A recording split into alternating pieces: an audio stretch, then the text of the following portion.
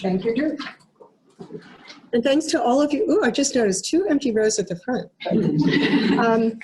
Thank you for coming, and I really love having this size audience. It's terrific. Can everybody hear me first? Picking up well enough? Great. My first thanks really have to go to Jill Cañez for these amazing slides. This is not me. I do not do this sort of thing. They're beautiful, and she did it. I would have to give her all the credit. I would be happy to make them available to people if they want to have them later. So, as Drew said, I am the contact in DC with the federal research sponsor agencies. I actually grew up at NIH, literally. I started working there as an undergrad and did not work for any other agency full-time until I came to ASU. And what is now CAT, or KE, or Knowledge Enterprise. And what I am hoping that all of you will get out of this is a sense of how you can participate really in the development of funding priorities, research funding priorities at especially NIH, but then transferring that over as appropriate to other agencies. But I'll explain as we go through how NIH specifically operates and how they develop their funding opportunities. The idea is to give you a head start on developing your research programs, your ideas, your collaborations, anything that you can do to go upstream of when a funding opportunity is actually published gives you more time to develop a polished submission, one that they will review favorably and that you'll get funded. So the whole idea is, how do you increase your funding success? And that's a series that Faye and her group, Karen and Keith, are going to talk a little bit about that too. And LJ, Laura? No, you're LJ. How we can, Laura, how we can increase our funding success, and particularly at NIH, where I think that we have room to grow. Obviously, they have they're the largest research sponsor agency in non-defense areas, so they have money. We ought to be more successful in going after it. So the idea would be that you understand how they develop their priorities, how you can participate in that, particularly by reaching out and establishing relationship with program officers, and understanding the process that will make that productive and open the doors for you to have conversations with them about the research that you want to do. So, and there we go. So the first like really big challenge is, how do you figure out what they're going to fund in the future? We'll talk about that. We're going to talk about why it's important to establish the relationship with the program officers and the best way to do that, and then how you prepare for such a conversation. Ordinarily, I would make a really informal conversation and have people interrupt me throughout with questions, but because of the size of the group, I think we'll keep them to the end, and I have lots of time planned to do that. So please hold on to questions that you have, keep them in mind, and we'll get to it. So the funding opportunities that do get published, that you see in program announcements and RFAs and RFPs, can come from a number of different directions. They can, oops, this did not advance, it went backwards. They can come from all the way up from the White House. So the president is the chief executive. He's in charge of NIH and the Department of Health and Human Services that NIH sits in.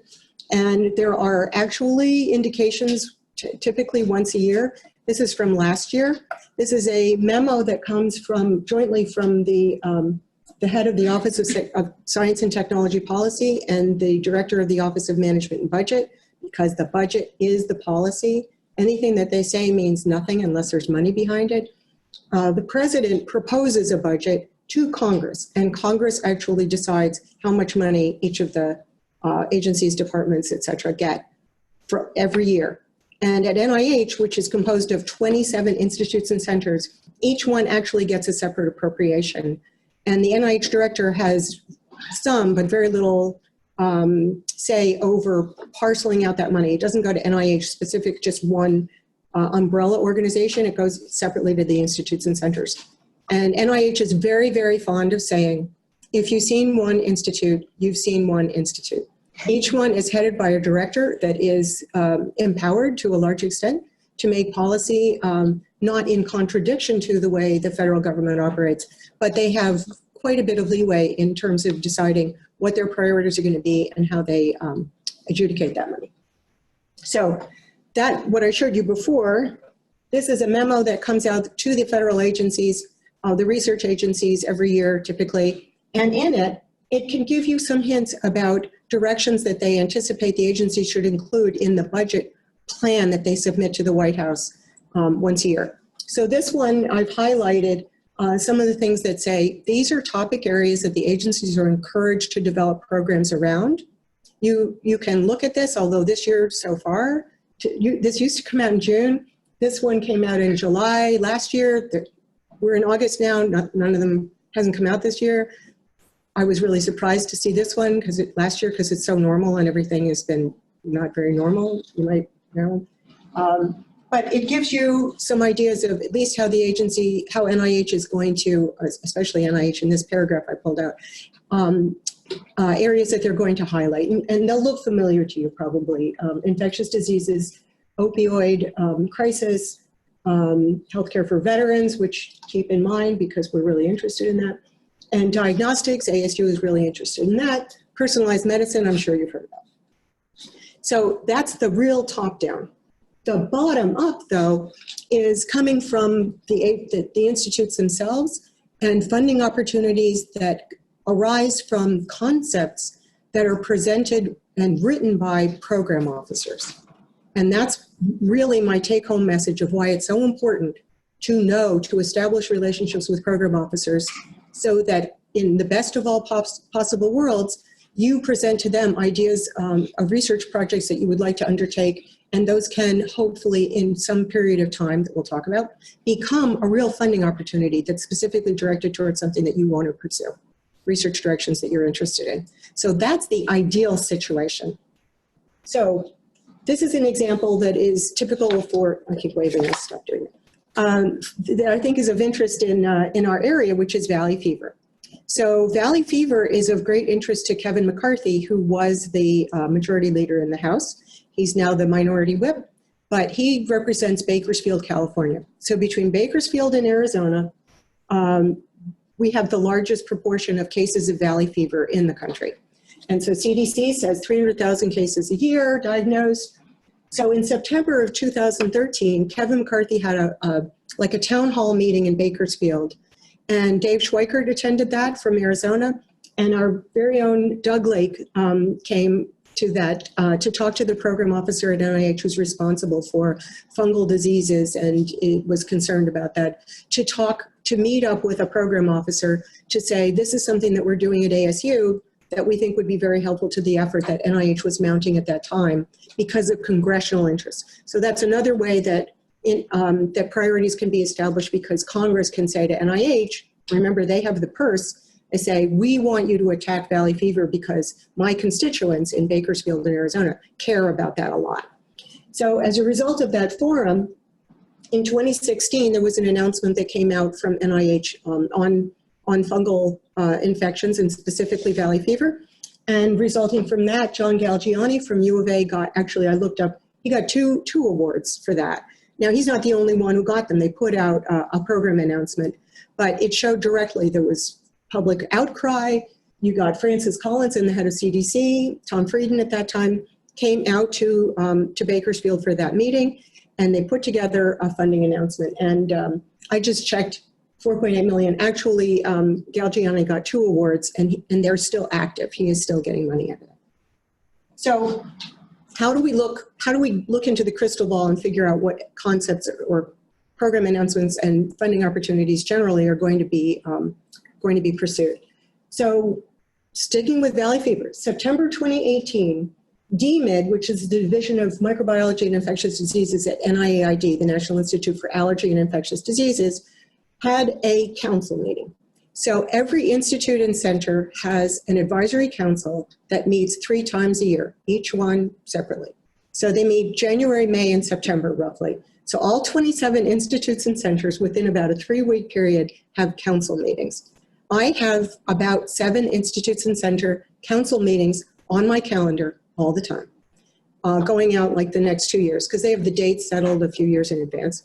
They don't put out the agenda, unfortunately, until like a week before the meeting. You're supposed to do it 2 weeks before the meeting, but even that's pretty close. So I put all the links on my calendar, and I look at their agendas for the institutes and centers that are of greatest interest to ASU, And I look at the agenda to see what concepts they're going to discuss at the council meeting. That is public information. And I put this up so you can see what it looks like. So it's NIAID. This is just their webpage. You look at council, research priorities, concepts, potential, and it says potential opportunities. So I'm cheating a little bit by giving you the easiest institute in the government, really, the most transparent institute to figure out what concepts they're going to pursue as funding opportunities. They are really, really easy to find. So DMID is one of 3 divisions in NIAID. The other ones are AIDS and transplantation and immunology, which we also are interested in across the board. But this is the one that has the most basic research in infectious diseases that a lot of people here are interested in. So they have the general plenary council meeting in the morning, and you can watch it online. You don't have to go in person. I go in person as much as I can. But I say all of them are meeting over 3 weeks in different buildings around different parts of the county. I can't go to all of them. I look at the agenda to decide which ones I'm going to go to. I'm really going because I want the informal, in the margins, conversations with program officers to catch up with them. It is more informative and easy to keep my relationships with them fresh by accidentally running into them at council meetings. So it really, really helps. And I've learned a lot. And even, I shouldn't say eavesdropping exactly, but just having conversations that are not so problematic for people who are concerned about the appearance of bias of different organizations coming in to see them and get inside information. In this way, it's really informal. But I've had them tell me, oh, you're going to get really good news tomorrow. And I know whose grant is going to be reviewed by council that afternoon in private session. And I have been known a few times to get information like that and call the faculty member and say, you're not going to hear tomorrow, and there's still the possibility that this won't happen because it depends on funding.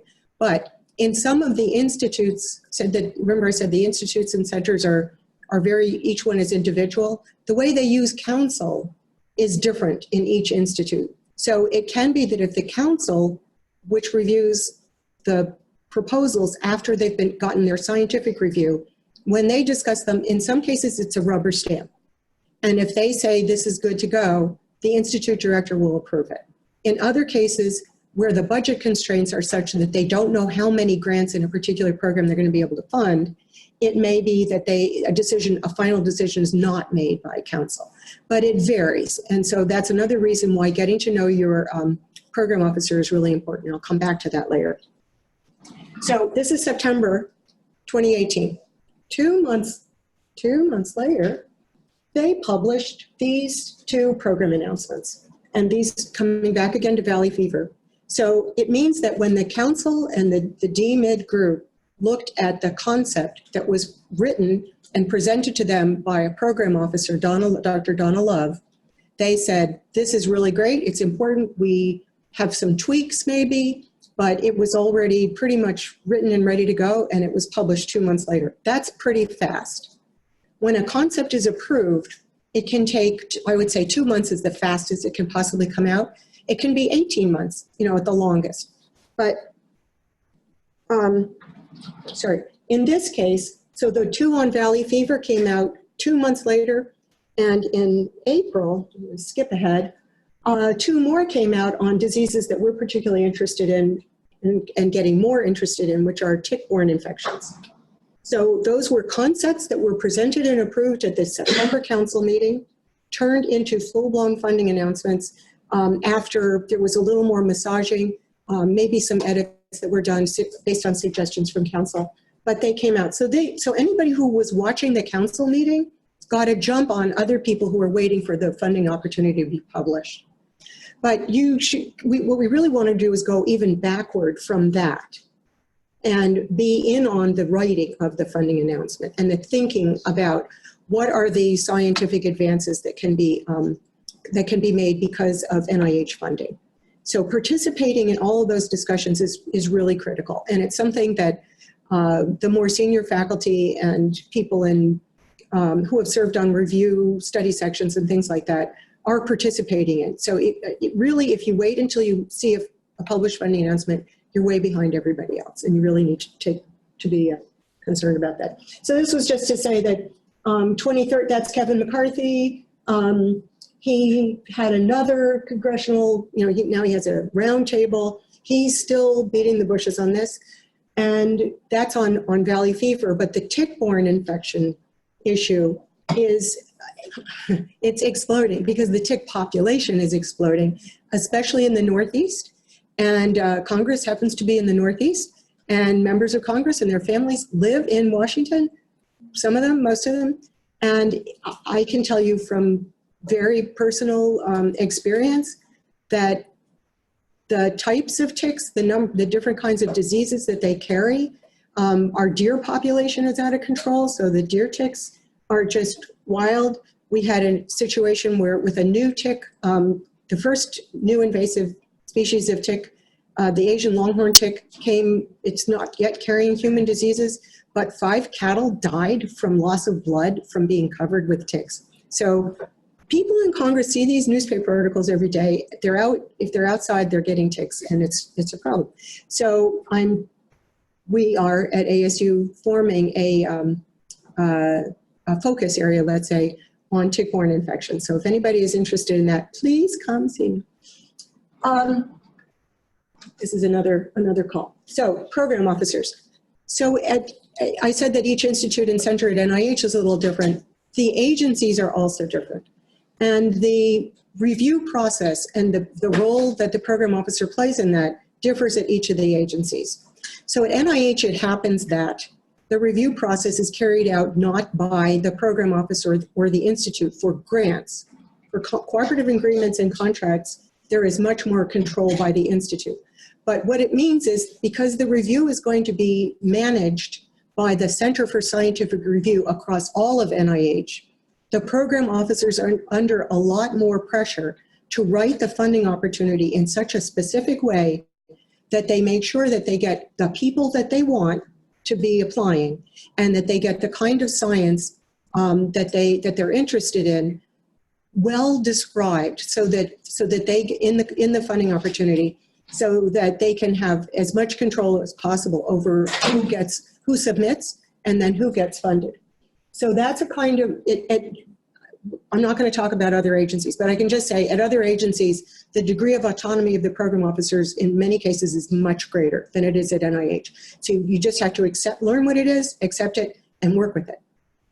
And I said that they draft the funding opportunities, and they also, in some institutes, if there's a discussion after council approval about which submissions are going to be funded, the program officer can participate in that discussion. So if they are on your side, they can defend your proposal, even if it might not have gotten a score that was as high as someone else in the same review. So they can be an advocate, a very, very strong advocate, and that's really important to keep in mind. So the program officers are scientists. They are people who were in the lab at some point, and they are very invested in the programs, the field that they're trying to advance. They go to scientific meetings. You could run into them at scientific meetings. It's a great time to have informal conversations with them. I encourage you to try to do that. And if you're going to a meeting and you already have identified a program officer or you've already established a relationship with a program officer, try and get in touch with them in advance and say that you'd like to meet up with them if they're going to be at this meeting. We also take advantage of meetings that federal agency representatives come to, if it's in our area or West Coast, to try and say, hey, while you're out here, why don't you come by ASU? And having them outside of their office, meeting with a group or with just certain labs is a great way to have a more informal conversation than you can possibly have with them in their office, where they've got interruptions all the time and competing pressures, I would say. So they are always looking for what is coming along, what is percolating, what is the newest thing, so that they can develop concepts that will help advance the field. And it's important for you to just keep that in mind. They are not trying to write the funding opportunities, in a way that's narrow. They don't want to make it restrictive. They want to make sure that they're going to allow for novel ideas to come in. So that's where it's really important. If you have, I've seen a situation where inadvertently a funding announcement was written in a way that didn't allow one of our people to apply because they weren't included in the list of approaches, let's say. So because what we were doing was really out of the box. So let them know if you have something that's out of the box. So this is the person I mentioned before. Donna Love is the program officer who's in charge of Valley Fever at NIAID. I don't mean to really single her out, but because we're talking about Valley Fever and she's the only one who does this, this is the NIH directory. So if you want to find out who is the appropriate person for you to be talking to, you can always ask me. But what I will tell you and help you do is look at the org charts, find org charts for the institute that you think is most likely. And then you look at and that may or may not have their contact information. This is the contact information through the NIH directory NID. And that will have the email address. Because I don't want you to call program officers. Do not call them on the phone. They are very busy. They are not going to give you attention if you call. And you're not going to get a way to convey the information and the questions that you have in a phone call. So what you should do first is send them an email, have in it a couple of paragraphs that say, this is what you're interested in doing. And you think from having looked at the org chart or having looked at the programs that they've funded in the past, that it looks like they're the person who would be most closely related and aligned with the research that you want to do. But if they look at this and say, nah, that's not really me, it's the guy down the hall, that's fine. Then go to the guy down the hall and then you say, Donna Love said I should get in touch with you because what I want to do is this. But do it with an email first. And then what you could do is request a phone call, but we also have a program at ASU called TRIPS. Are people familiar with TRIPS? Yes? Okay, so you get one trip to DC specifically to talk to a program officer. If you get a meeting with someone, and you should be requesting a meeting minimum a month out, and seriously, the longer lead time you can give them, the better. If you send an email and say, I'm going to be in DC next week, can I come by? It's frankly disrespectful and not likely to get a meeting. It's just not going to happen. And it makes it sound like they're sitting around without anything to do, waiting for somebody to get in touch and ask for me. They are really busy. And certain times of the year, based on the budget, which I'm not going to spend a lot of time on, they absolutely can't even maybe reply to your email. So give them a long lead time. And once you get a meeting with one person set up, then you've got this one trip. Get in touch with others, other agencies, other institutes and centers. Ask the first person, is there someone else you think I should see when I'm out there? And use that and request other meetings and set it up. And I will help you figure out logistics. NIH is not in one location. It's really all over the place. So, and it's not downtown DC either. So it's a little challenging to get to sometimes. Yeah. So, sort of gone through this a little bit, so I can zoom by. I think I will zoom by that. So when you get a meeting with them, you've got, the clock is there for a really good reason. You've got maybe half an hour, 45 minutes. I have been in, I don't know how many meetings with program officers. I'm not the primary person. A faculty member comes in and sits there waiting to be spoon-fed. How does NIH work? What do you do? Don't waste the time that you've got, that precious little bit of time, getting information that you could get online in advance. And NIH has tutorials up the wazoo on how the review process works, what that's like, what kind of control and autonomy the program, it doesn't put it that, it doesn't say it exactly that way, but how NIH operates. And you want to make sure that the program officer knows that you already know that stuff. Don't waste our time talking about that. So a way to try and get them to understand that you're already sophisticated and you already speak NIH, use the acronyms that they use the terminology that they use, indicate that you haven't exactly, you're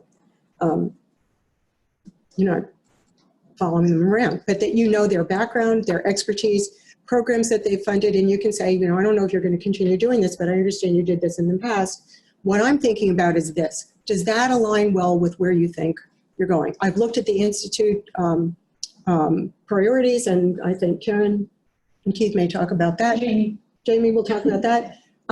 So you could say that you understand this is what they've done, but what you're really thinking about is that going to be suitable for what I want to do in the future? Because what they've done, that's the past. And they're under all this pressure to do new and different things. So you're talking about, here's a new and interesting idea I have. Is this going to fit with what you're doing? And if not, is there another institute or another person that might be suitable for doing that? There's no clock on here. Yes, there is. No, it says 4:42 a.m., so that's probably not right. 9:30. Okay, thank you very much. So you want to give like the little tips that indicate that you're pretty familiar with the way they operate.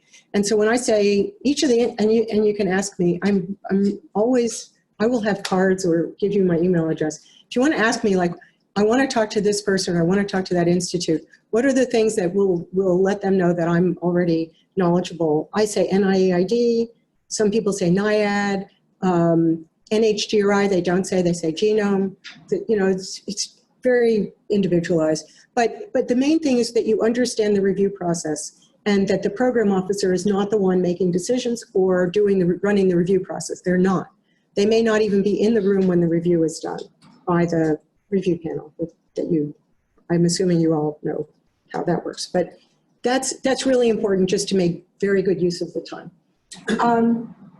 There are things they can't tell you. So there are things that are considered inside knowledge that they cannot discuss with you. So if you'll see, if you are looking at a published funding opportunity, it may say you were encouraged to get in touch with the program officer, in which case you can do that. And if it doesn't, and it's out, and if you have anything in review with them, they cannot, you have to state up front. Even if you're collaborating on a proposal, you have to say, this is in review, I will not discuss that, so that they feel comfortable and they don't feel like they're having to hold anything back from you about that. So just make clear what you believe. You say, I'm not going to talk to you about that. I would like to talk to you instead about this. Is that something that's acceptable to you? So just know where those lines are, and so that makes them comfortable in having a discussion with you. And then sometimes they will give you inside information, but it becomes part of the flow of the conversation. And that's the best possible outcome. But again, my point here about what I said before about budget, ASU does a class in the summertime in DC, a residential class for 2 weeks called Science Outside the Lab, where they spend a whole morning of the 2 weeks talking about how the budget gets put together. I really do think it's important, and if anybody would like to come to me and talk about how the budget works, we can do that. I'm not going to do it here, but the reason I say that it's important is that there's a cycle during the year of the budget that determines what the program officer is working on at that moment. And so it is really helpful for you to understand that. Also, it may determine whether they can talk to you or not. So, and what they can talk about, or whether they're too busy and can't talk about anything. So it's a fine point. It is very detailed, except with one person that I know is really good about talking about the budget. It's really boring and awful. It's very complicated. And they're working on 3 budgets at once. It's really weird. But it is an important feature. So if the program officer that you reach out to first even says, this would really, they know the program officers in other agencies. They know each other. Sometimes they're on interagency committees, various kinds of activities. They are also in charge of making sure that no single project gets funded twice by 2 different agencies, which is against the law. You're not supposed to get funding for that. But just to emphasize the point that they know what's going on in other agencies. So they may say, in addition to or in lieu of NIH, you really should be going to NSF or DOE or EPA, and ask them if it would be okay really to use their name if you ended up reaching out to somebody else. And if they give you a program officer and you have more than 1 meeting in DC, perfect. That's the best outcome. So this is pretty much what I wanted to cover about what is specific to NIH. I've done sessions in the past where I do, what's the difference between? So what's the difference between NIH and NSF in the way they do the review and how program officers operate? What are the priorities that are established? Those kinds of things. But this is pretty specific to NIH. they differ not just in the way they operate, but in their cultures. So I got this slide from a DARPA person. Actually, I got it from an NIH person who got it from a DARPA person. And I really like it because it's a good way of visualizing the way the agencies differ in terms of their risk averseness, or, DARPA loves risk. If it's not risky, they don't want to have anything to do with it. If you have something, or even it's important to know this because if you, let's say you go and talk to a DARPA program officer, and the tendency people have to kind of establish their bona fides is to say, I've been working on this, I was funded by NSF, that gives it validity, it's already passed muster with NSF. DARPA will go, I don't want to talk to you. They don't want to touch anything that's been funded by another agency. And NSF, to them, if you look at the spectrum, it is on the opposite side from DARPA. And by the same token, there are things that NIH will fund that NSF won't. If you're doing, I assume because you're here, you're interested in NIH. But if you have biology research that you are accustomed to going to NSF to get funded, first of all, I would encourage you to diversify your funding portfolio and not only go to NSF. If you have the opportunity to be funded by NIH, it gives you that diversity. It also means that you're flexible. A program or a program officer can go away. So if you have a base of support that's broader at different agencies, that gives you the opportunity, especially to be flexible and move into different directions. But in addition, NSF Bio is very self-conscious about not wanting to look NIH-y. They will not fund something. They do not have clinical, they do not fund certain areas that they think overlaps with NIH because they don't have enough money to have the luxury of doing that. They know that Congress will ding them if they do that. And other directorates at NSF don't seem to have that particular concern as much. So engineering, if you're doing bioengineering, you can probably get funded either by NIH or NSF. You can look at both. The average size of an NIH grant is larger. So I would argue that even though the success rate at NSF might be a teeny bit higher, in some cases, I would encourage you to go to NIH for support if you can get it, because it's more money, longer duration, and it gives you a foot in the door. It gives you also credibility with other agencies as well for that kind of research. So that is my presentation. I kind of zoomed through a lot of it, but that was to give us some time. And we have the opportunity to talk to some people in the audience too who have had great success at NIH and experience in working with program officers. But I hope I've convinced you that it's really important to get to know them, to establish the relationship. They can be long-term. They can be very involved. If you do get funded, you will become part of their stable, their portfolio. They're very proud of their people. They tend to keep people for a long time. And it's being part of a real inside network that's really helpful. But you should try to also keep in mind that you want to have more than one program officer relationship. If you can do multiple agencies, if your research happens to be amenable to that, great. As Drew said, I'm in DC and I'm here to help you. So let me know. Questions? Yes. You mentioned the TRIPS. Yeah. Acronym. Or yes. What is that? Travel, I have no idea what it means. Hey, do you know what TRIPS stands for? What is it? So, okay, so CAD will provide travel funding. Okay. Yeah, and in the components, if you wanted to do a second trip, they expect it to come from your unit, not from CAD.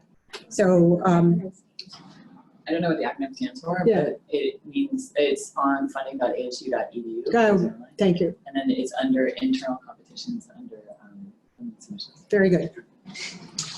Good question. Yes. Mine's not a question, but it's a comment.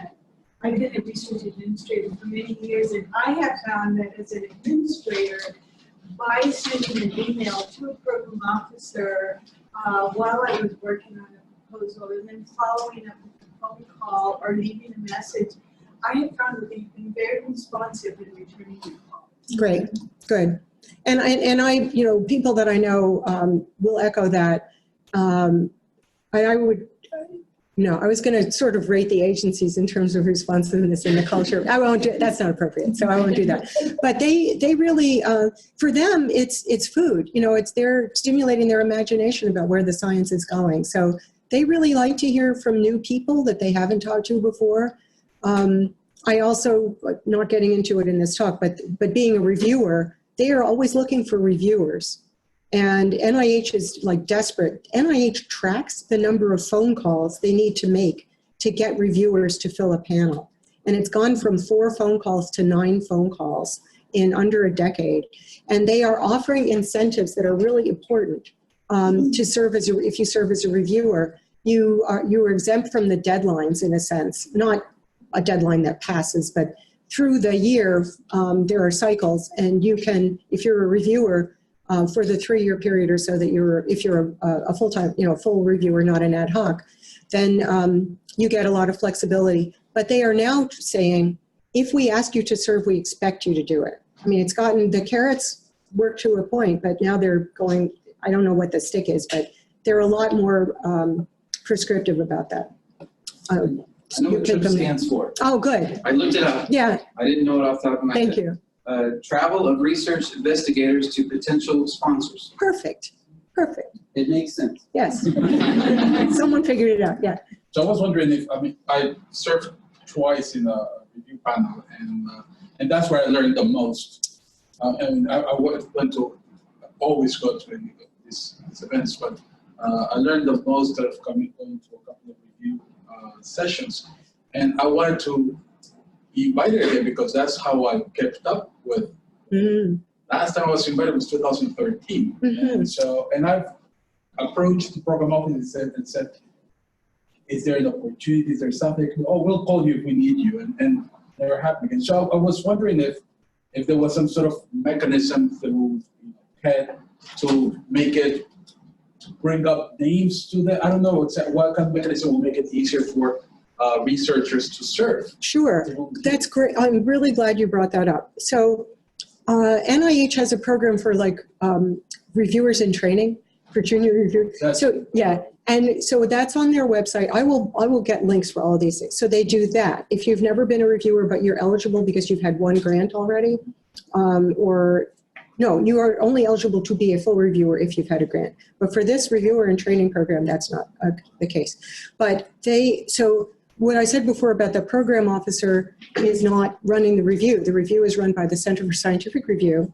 And they, on their website, CSR, NIH, they will say how you can volunteer to be a reviewer. And you can also, so there are different options even within that.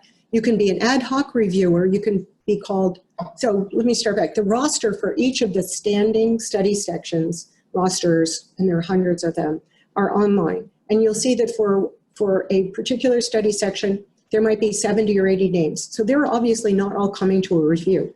They're selected from that list based on the type of funding opportunity or the type of group of proposals that might be unsolicited that they're going to review. And in addition to that, there may be something where they want an ad hoc reviewer or reviewers. You can be an ad hoc, which means you're not committed for 3 years, 3 times a year, going to Washington or doing it online.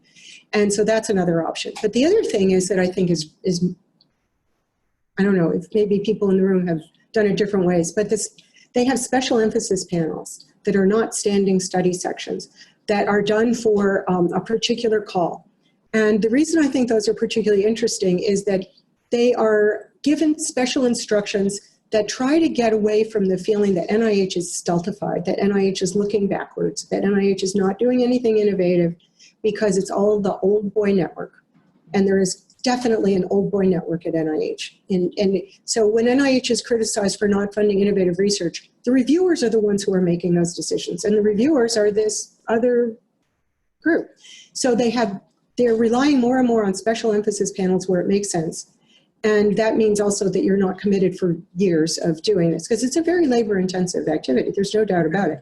But as you just said, you get ideas, you get to know the people on the panel. They may become collaborators or competitors, but it is a great experience to be able to see how they pick apart a proposal. What are they really looking for so that you know how to write better? So I didn't talk about writing proposals. Stuart? Just to get back to your primary topic, which is Please. looking for program officers, I think the distinction needs to be made between junior people and senior people. So everyone should talk to a program officer because nobody likes blind dates. program officers need. They're gonna give you $6 million. They'd like to go move on and spend it. Ah, But the idea that junior faculty are going to influence concepts is never going to happen. You need to have credibility, you have to have grants, you have to be on a study section. Program officers recognize everyone as a citizen, and thus a taxpayer, and thus they should be spoken to. But in order to influence future concepts, you have to have some level of credibility. And so I would not try to do that as an assistant professor. Let's just try to get the grants funded. And then 6 years down the line, you can try to influence future funding. so I understand that the microphone here is not going to pick up that comment, which I think was very important. So I'm going, either you can come up and repeat, but I can, The question?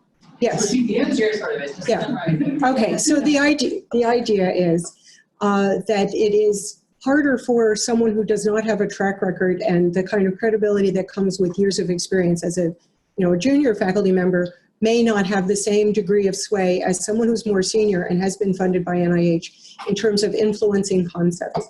But and having that kind of a productive discussion with a program officer in the beginning.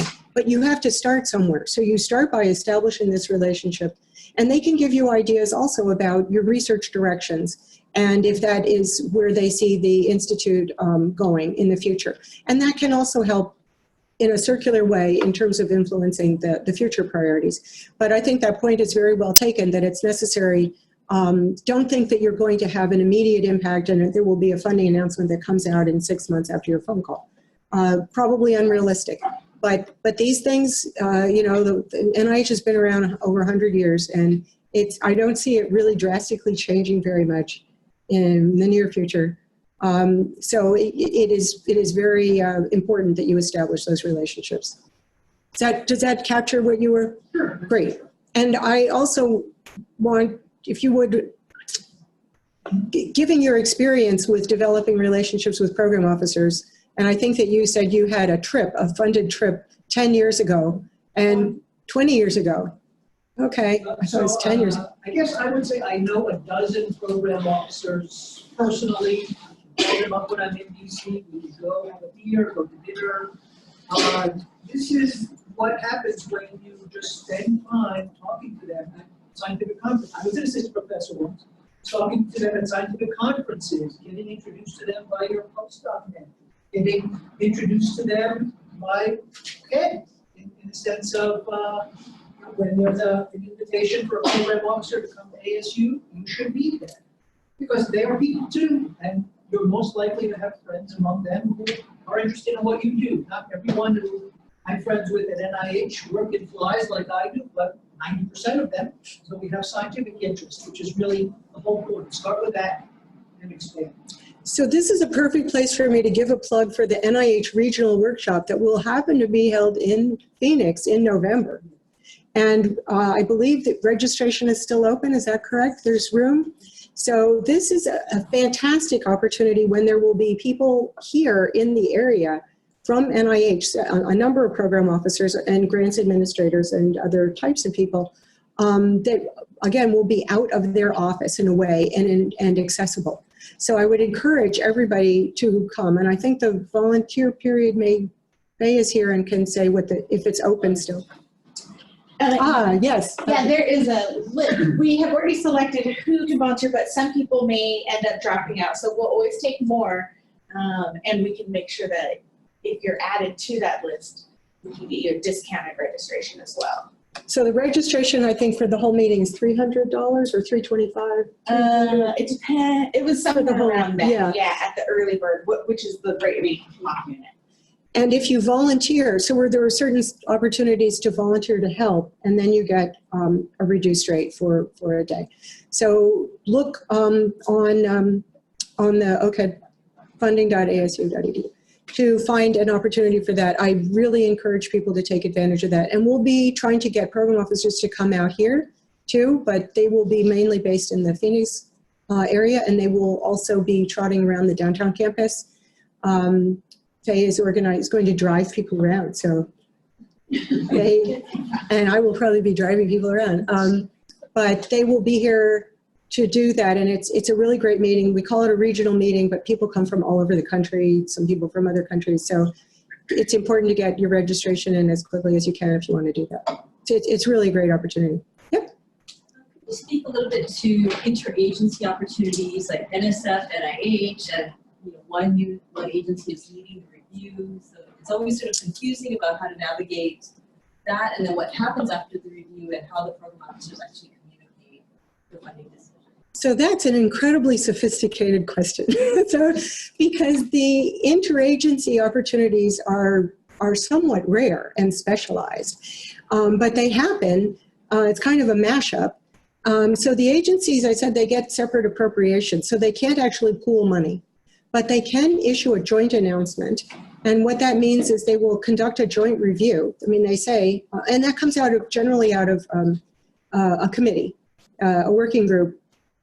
It's the National Science and Technology Council. They have working groups, they identify priority areas, and they will sometimes do a joint announcement that gives the opportunity for some agencies that don't have a lot of money to still participate in a research effort that affects them. And so the way they do a joint review, but then after the review, they will figure out who has what pot of money, and separately, and it will be different approved proposals will get parceled out to the agencies whose mission is most closely related and has enough money. So you won't see that happening, but you will see a joint review. And then sometimes it's complicated because they have different requirements, like USDA has something different from NIH, but that will all be in the announcement. It is complicated, but it's not horrible, and it's worth looking into. We can discuss that more, but I'll bet you're the only person here, or maybe across campus, who's come up with that. Yes? So earlier you mentioned the early career investigator signing up to be part of the review process. And you signed up and been accepted, but then you never were to listen to hear back. Do you have any recommendations for how to, I guess, kind of re-land on their, list of names to potentially be a reviewer? Sure. So that's an interesting question. My first thought is just that your area of expertise isn't something that they've come up with a need for at the moment. But because it's this training program, I would hope that they're going to be more general and that that's not going to be the issue. I would get back in touch with them again, or just reapply. I don't think there's any problem with that, and I think that they would be delighted. So I'd encourage you to go and do that.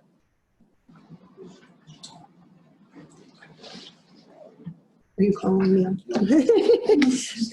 Okay, oh, now it's 5:05. Yes. Other questions? And I will be around. I'm going to stick around for the break in the next session, and I'm happy to talk to people on the phone. You can call me. You can email me and we can set up a time to talk. But I work on Arizona Hours in Washington. I live there. I live near NIH. Married to NIH. So I'm perfectly happy to deal with whatever your hours are. Very flexible. And I said before, I don't write proposals, but we have a contract with Meg Bouvier, who does webinars for us. They're good. And but I'm also available to consult if you have particular questions. Thank you. You're welcome.